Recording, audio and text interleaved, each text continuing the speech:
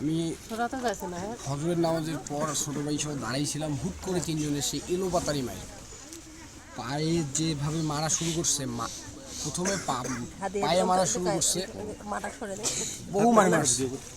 তারপর দেখতেছি যে মাথা বরাবর মাইর শুরু করছে বিশাল একটা বাঁশ দিয়ে। টাইলক্স, যার অ্যান্টিব্যাকটেরিয়াল এজেন্ট টয়লেটের কোনায় কোনায় পৌঁছে 99% জীবাণু ধ্বংস করে। টাইলক্স টয়লেট ক্লিনার, ক্লিন মানে টাইলক্স।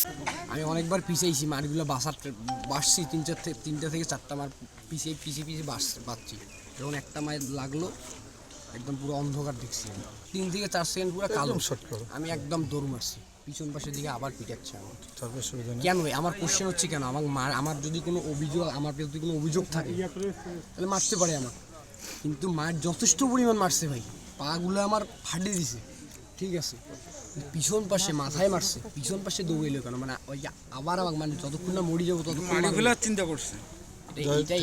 এটা স্যার আমার ওই কিন্তুটা থাকি গেল যে বাড়ি পর্যন্ত আমি বাড়ির দিকে দৌড় মারছি, তারপরও কেন মারলো।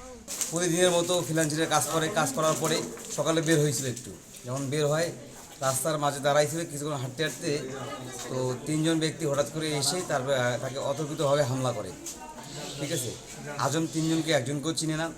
হুট করে আজম যখন এরকম ব্লাডিং হয়ে গেল, তারপর কিছুক্ষণের মধ্যে এলাকার যে আমাদের আব্বাস মামা ছিল তার ওয়াইফ মামি অর্থাৎ উনি আমাদেরকে দেখে বললো যে আজম অসুস্থ, তাড়াতাড়ি ওকে মেডিকেলে নিয়ে হোক। পরে আমরা মেডিকেলে নিয়ে আসলাম।